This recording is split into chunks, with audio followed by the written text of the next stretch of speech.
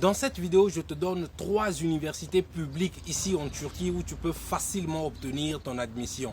Si tu viens d'obtenir ton baccalauréat, tu peux facilement obtenir ton admission en licence. Si tu es détenteur d'une licence, tu peux également facilement obtenir ton admission pour un master. Donc, reste jusqu'à la fin de cette vidéo si tu veux connaître ces 3 universités publiques.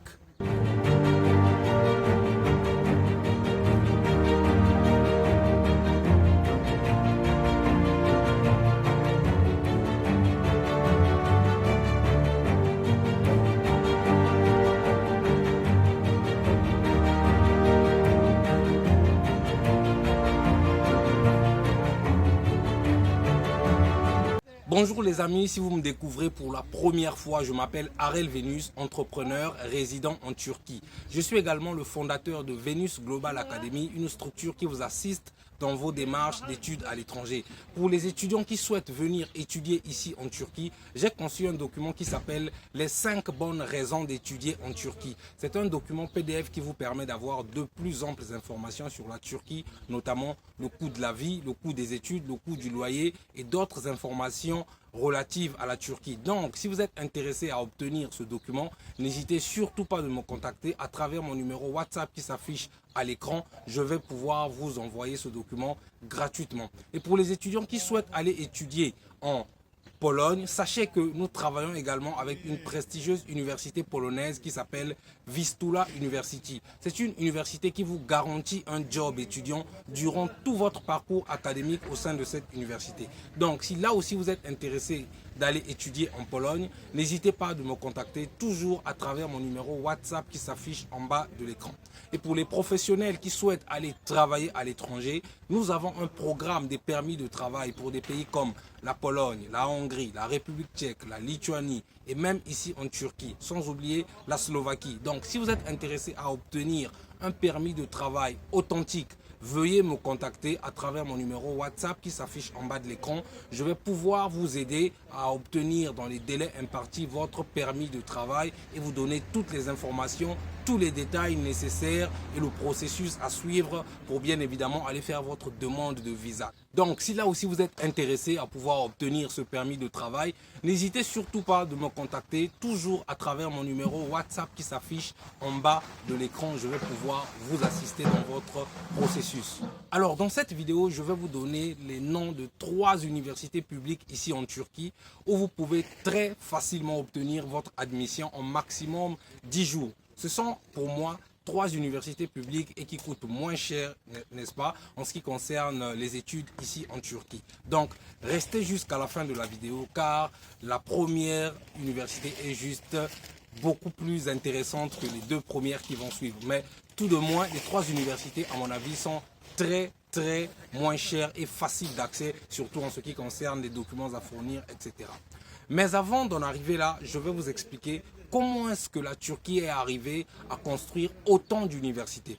Alors, il faut rendre hommage ici à un homme qu'on appelle Recep Tayyip Erdogan. Donc, le président de la Turquie, le président de la Turquie actuelle. Donc, le président Recep Tayyip Erdogan. Donc, au début des années 2000, c'est un monsieur qui a lancé un programme, une initiative appelée, dénommée, si vous voulez, une ville, une université. Donc, c'est un programme qui consistait à implanter ou sinon à construire dans chacune des villes de la Turquie au minimum une université. Et donc, c'est une politique, une action qui a vraiment très bien marché et les résultats sont positifs, palpables jusqu'aujourd'hui. Donc, il a construit avec ses équipes dans chacune des villes de la Turquie au minimum une université. Donc, vous vous rendez bien compte. Donc, dans toutes les villes de la Turquie, vous avez au moins une université avec une capacité d'accueil de minimum 20 000 étudiants. C'est juste génial, c'est juste magistral, franchement.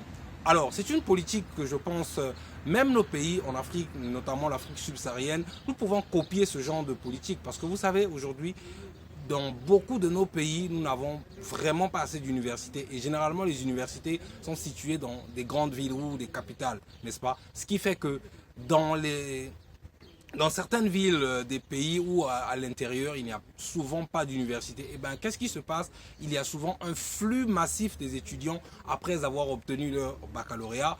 Tous ces étudiants-là convergent vers la capitale ou sinon vers les capitales de plusieurs pays, n'est-ce pas, pour essayer de s'inscrire dans des universités, etc.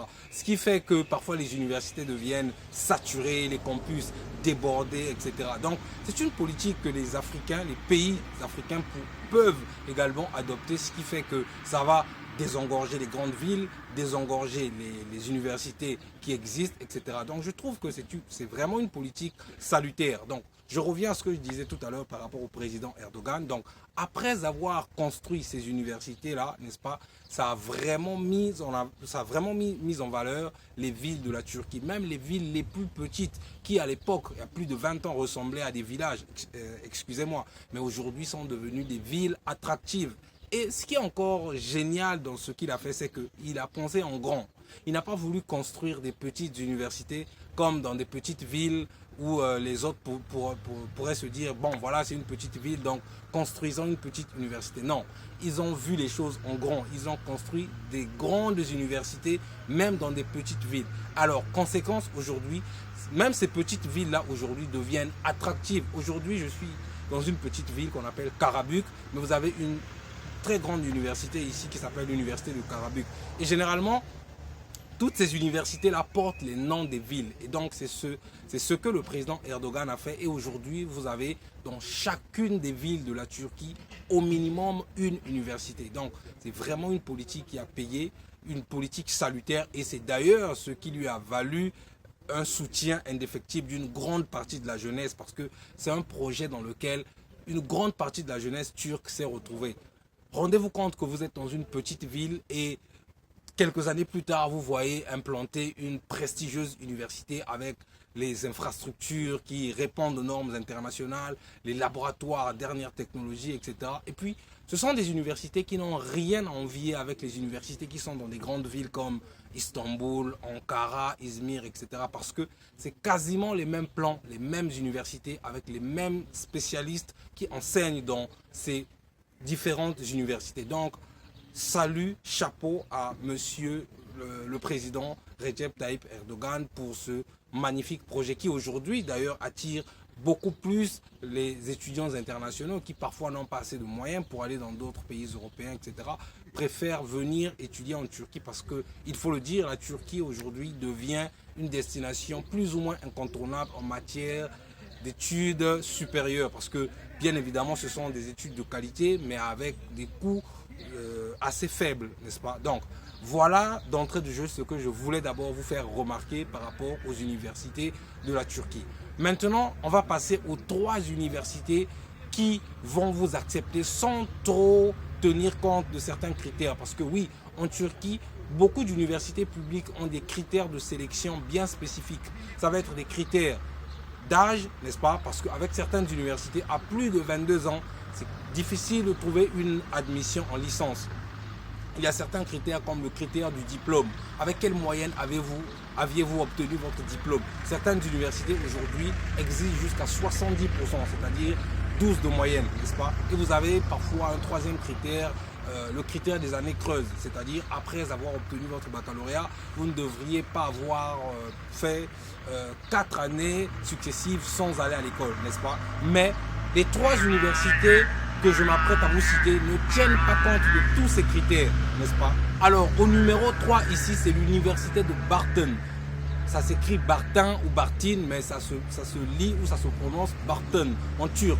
Donc c'est une université publique avec une capacité d'accueil de plus de 18 000 étudiants, n'est-ce pas? Donc c'est une université qui est située dans la ville de Bartın. Rappelez-vous, je vous ai dit tout à l'heure que généralement, ces universités-là portent les noms des villes. Donc l'université de Bartın est une université publique située dans la ville de Bartın avec une capacité d'accueil de plus de 18 000 étudiants. C'est une université très souple en matière d'admission. Il n'y a pas vraiment de critères de sélection, n'est-ce pas? Il vous suffit tout simplement d'avoir votre baccalauréat ou votre licence ou encore votre master si vous avez besoin d'avoir une admission.